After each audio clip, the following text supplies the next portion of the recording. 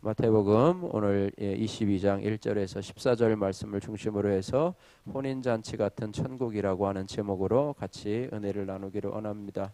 오늘 본문 말씀을 간단히 살펴보면은요, 예수님은 이 천국을 자기 아들을 위해서 혼인잔치를 베푼 어떤 임금님의 비유를 하고 있습니다. 임금은 여러 가지 핑계로 초청에 응하지 않는 사람들을 벌한 뒤에 이제 잔치 당일날 종들을 시켜서 길거리에서 만나는 대로 사람을 청하여 오게 하는데요.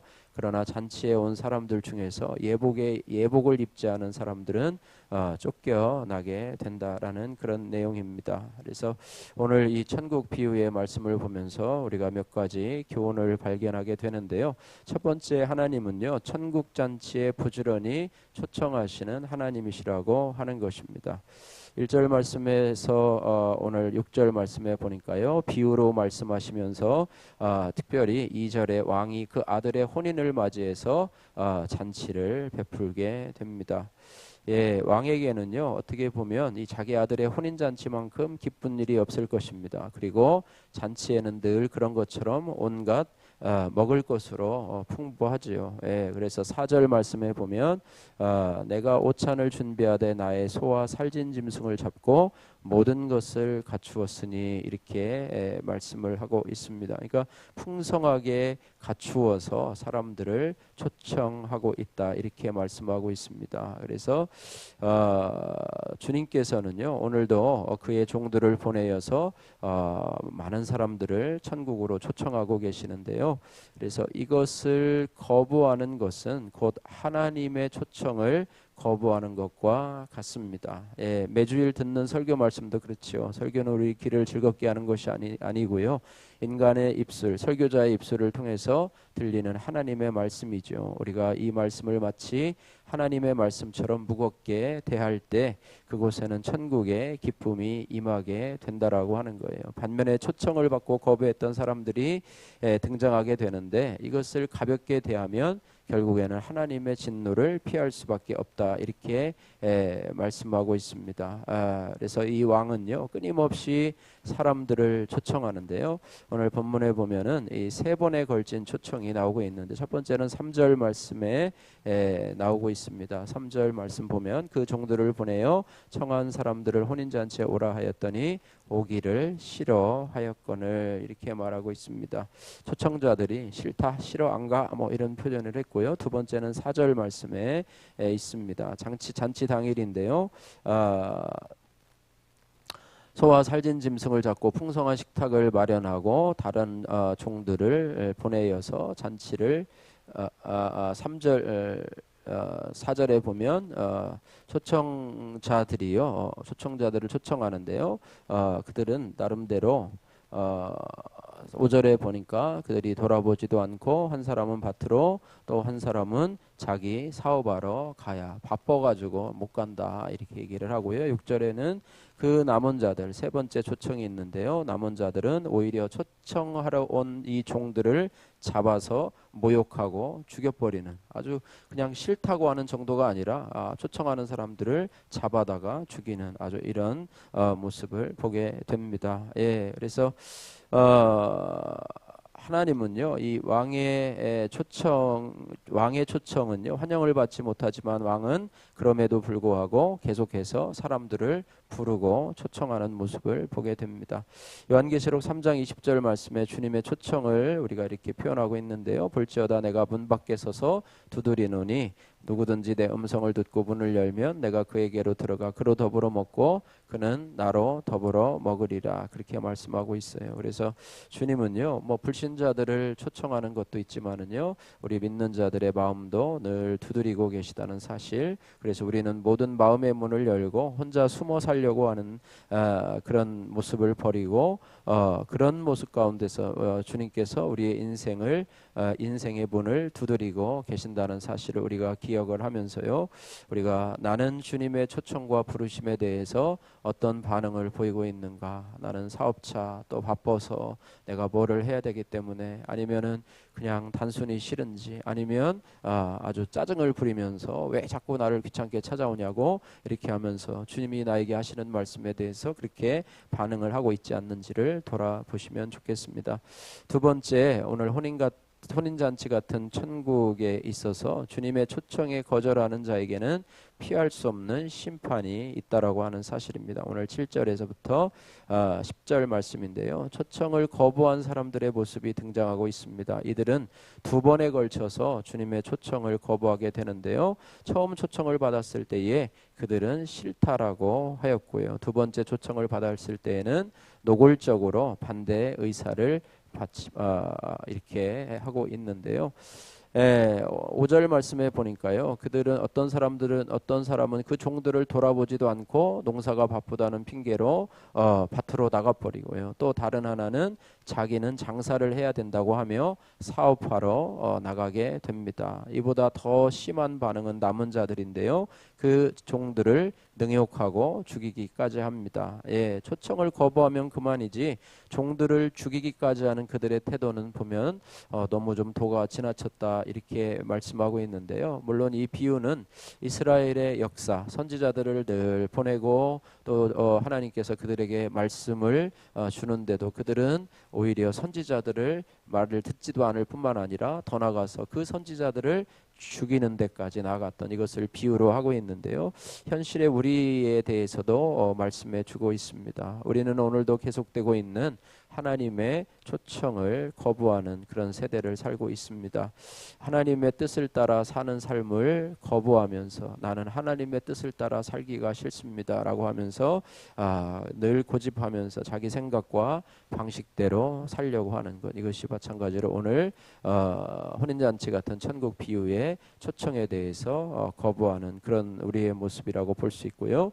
하나님의 초청을 무시하고 사는 자들에게 내리는 심판은 가혹하고 잔인할 것이다 이렇게 말하고 있습니다. 그래서 우리 인생은요, 현재 우리가 살고 있는 삶이 전부가 아니고요, 언젠가는 하나님 앞에 서야 할 심판의 날이 있다는 것을 우리가 기억해야 됩니다.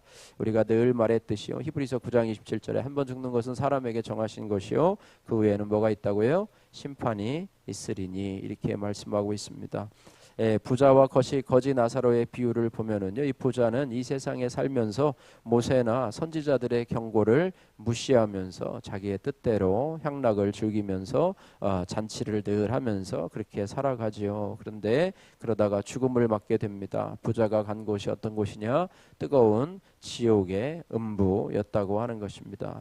성경은 이 부자가 그곳에서 탄식하는 모습을 그리고 있는데요. 누가복음 16장 23절 24절에 이렇게 말합니다. 저가 음부에서 고통 중에라고 하면서 아브라함에게 그러죠. 나를 긍휼히 여기사 나사로를 보내요. 그 손가락 끝에 물을 찍어 내 혀를 서늘하게 하소서. 내가 이 불꽃 가운데서 고민하나이다. 이렇게 말을 하죠. 그러나 부자의 하소연은 거부를 당하게 됩니다. 그러자 부자는 자기 형제들에게 좀 사람을 좀 보내서 이런 상황을 좀 알리고 그들도 선지자들의 초청에 응할 수 있도록 해달라 이렇게 어떻게 보면 청탁을 하게 되는데요. 그때 아브라함은 이렇게 말합니다.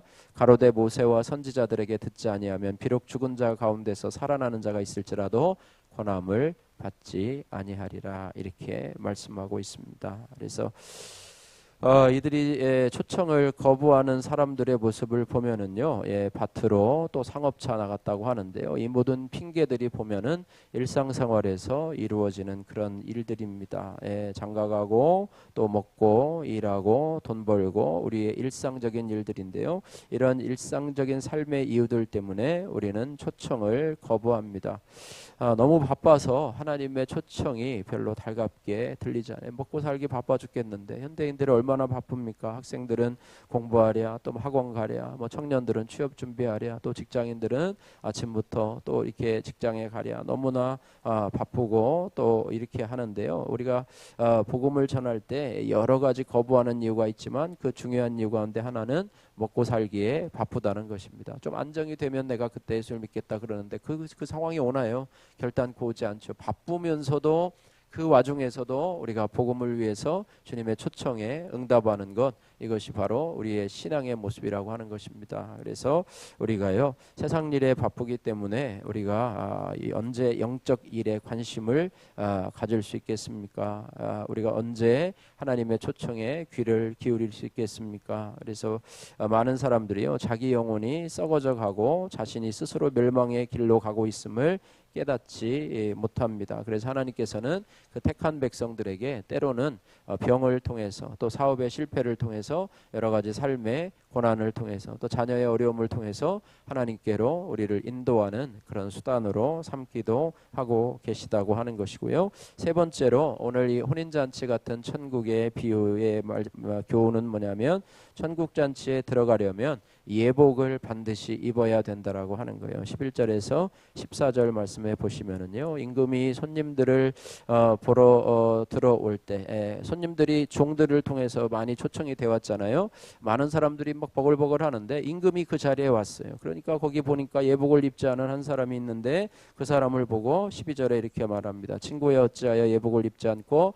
여기에 들어왔느냐 하니 아무 말도 하지 못하거늘 임금이 사원들에게 말하되, 좀 심하게 말하죠. 그 손발을 묶어 바깥 어두운 데 던지라. 거기서 슬피 울며 이를 갈게 되리라. 이렇게 말씀을 하고 있습니다. 문제가 발생했는데요. 초청을 해서 그 잔치자리에 오기는 왔는데 임금이 예복 입지 않은 자들을 갖다가 끌어내라. 그리고 슬피 울며 이를 갈미 있으리라. 이렇게 말씀하고 있습니다.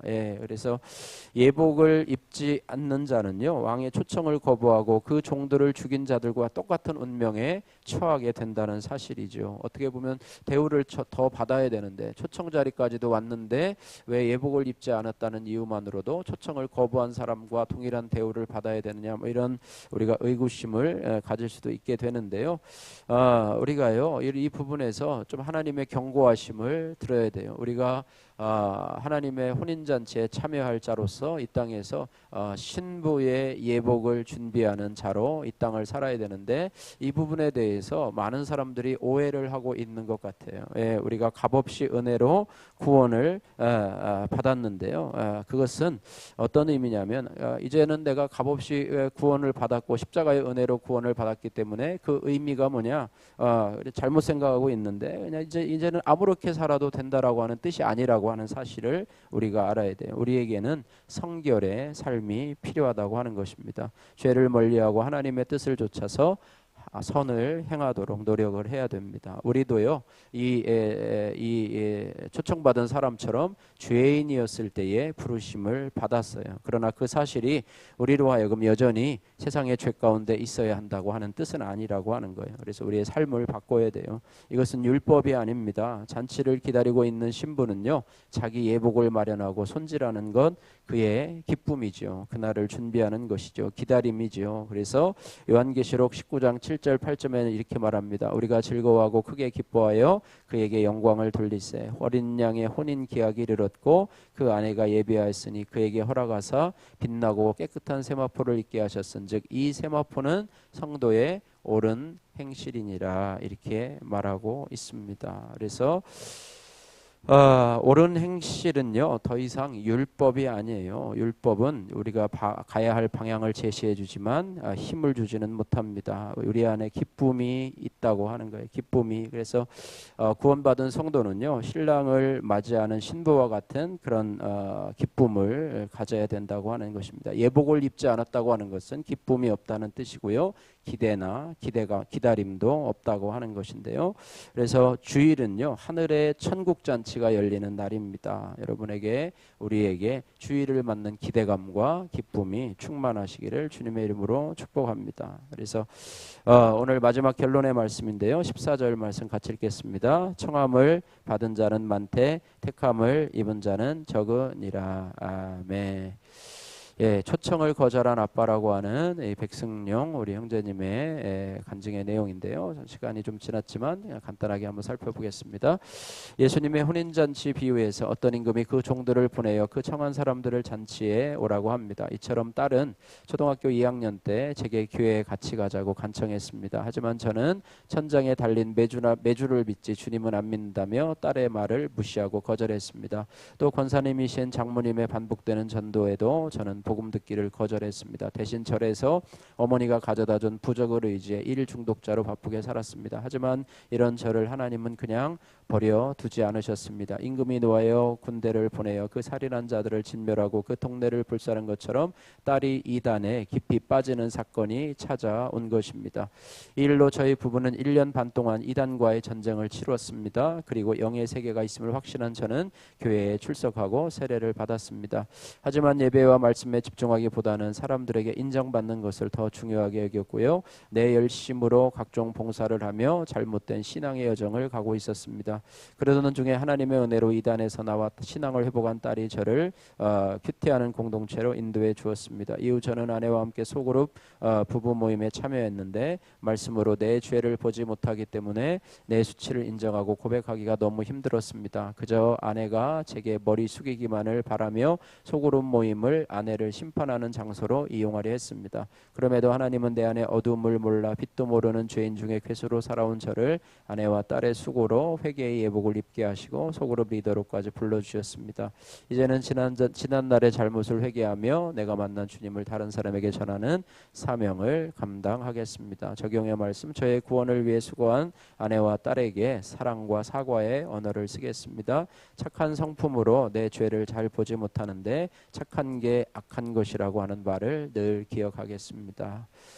기도하겠습니다. 사랑의 하나님 아버지 감사합니다. 하나님 주님께서는 늘 천국잔치로 초청하시는 주님이신데 아버지 하나님이여 초청을 싫어하고 또 심지어는 거절하는 아버지 모습들을 바라보면서 하나님 아버지 우리도 주님의 초청에 하나님 늘 응답할 수 있는 저희들 되게 하여 주시고 특별히 아버지 이 땅을 살아가면서 우리가 예복을 준비하며 아버지 주님 맞을 준비를 할 수 있는 그런 지혜로운 다섯 처녀와 같은 그런 모습으로 이 땅을 살아갈 수 있도록 은혜 베풀어 주옵소서. 예수님 걸어가신 이름으로 기도드립니다. 아멘.